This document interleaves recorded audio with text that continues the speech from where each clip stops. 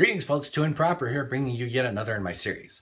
And today, I would just like to speak briefly about the difference between your decision to carry a firearm either concealed or open and the realization that it's going to be a lifestyle change for you. It's going to be a complete lifestyle change, especially if you're doing it correctly. But before I do this, let me get straight out that I am by no means an expert. I am not an expert of any sort. I'm not a policeman. I'm not one of the 500,000 Navy SEALs on YouTube. I'm not tactical, so I don't have all sorts of gear and stuff hanging off me. I'm just an average guy, an average citizen just like you, who is willing and ready to protect myself, my family, and loved ones in my surroundings.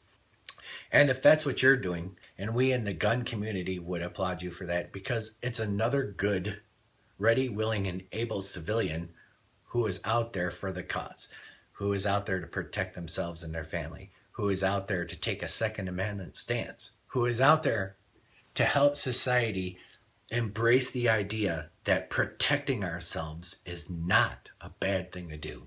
So for that decision, I would thank you. Now, if you're on the fence about whether or not you want to carry a firearm out in the open or concealed or whatever, you've got to keep with you the realization that it's going to involve a lifestyle change. One of the first things that you got to realize is that people that you know, even people that you love, people that you're close to, are going to look at you with some degree of skepticism. Some are. I've actually had somebody say, "Why are you carrying a gun?" You might face a little bit of that, And what you tell those people, of course, is going to depend on their relationship with you and how you know them. It always depends on the person. Now, as for myself, I was telling them, that, what? My life is worth protecting. My family's life is worth protecting.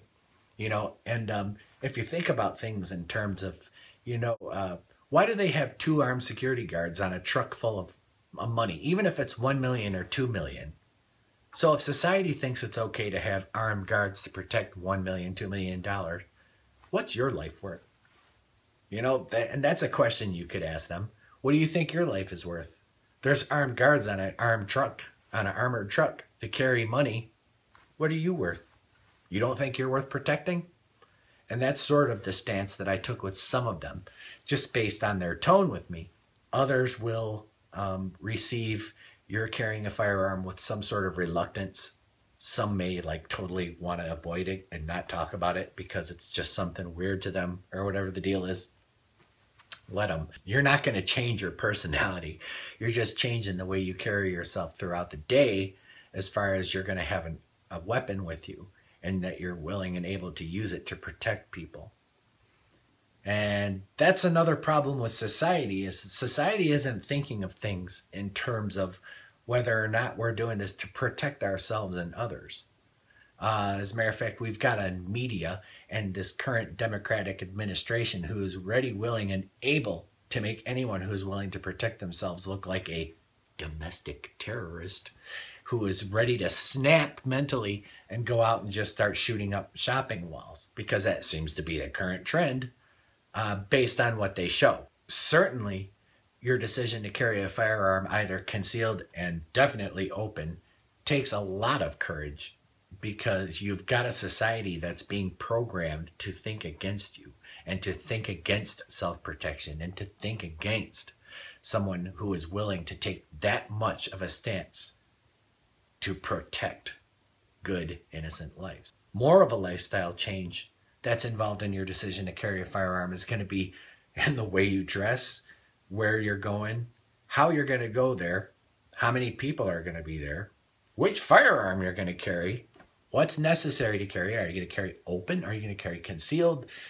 There's just so much that you could sit here and list off for how your life is going to change as a result of your decision to carry a firearm on a day-by-day basis, and your obligation of carry, as Lieutenant Colonel Mutton Fancy had put in his video, and I recommend watching that video, by the way, about the obligation to carry.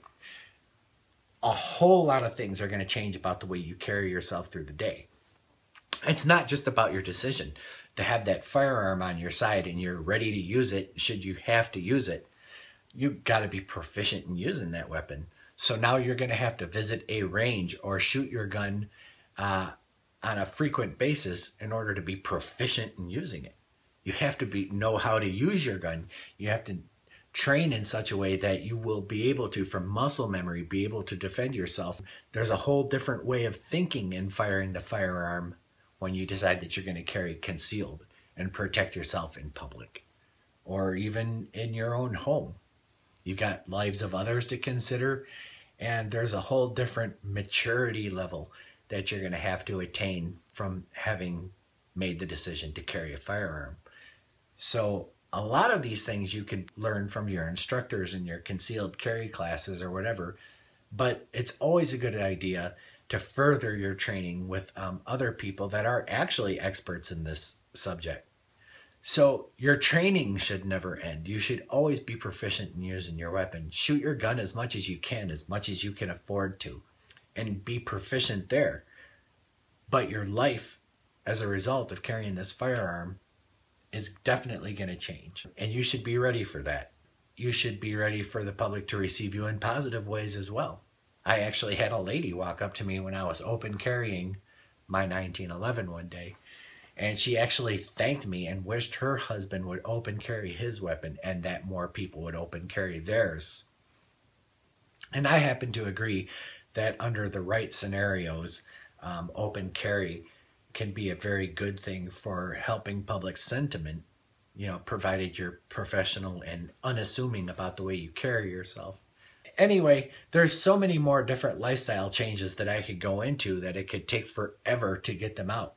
But these are just a few. If any of you have any suggestions or any stories that you could put in the comment section about anything that you've experienced while you were carrying a firearm, maybe the way some of your family members have received you or treated you since you started carrying a firearm, or anything like that, please put them in the comment section and we can get discussion rolling about that. But the one thing I'd like to ask everybody is no attacks. Chances are, if we're watching YouTube videos, none of us are experts. I know I'm not. And I know that most of the people that are watching the YouTube videos and stuff aren't either. We're able to derive good information from the YouTube videos. But let's keep it cool and just make sure that we're nice to each other in the comment section. If I feel that someone is being a dick either to myself or to somebody else that's on my thing, I'll just delete your post. You won't be seen. But that said, I'd like to thank you guys for watching my videos. I'm Too Improper. My email address is scrolling across the bottom of the screen as we speak right now. That's tooimproper@gmail.com or Twitter @tooimproper. Thanks for watching. God bless America, and keep on protecting your families, yourselves, and innocence in your surroundings. There's nothing wrong with it, and it's always the right thing to do.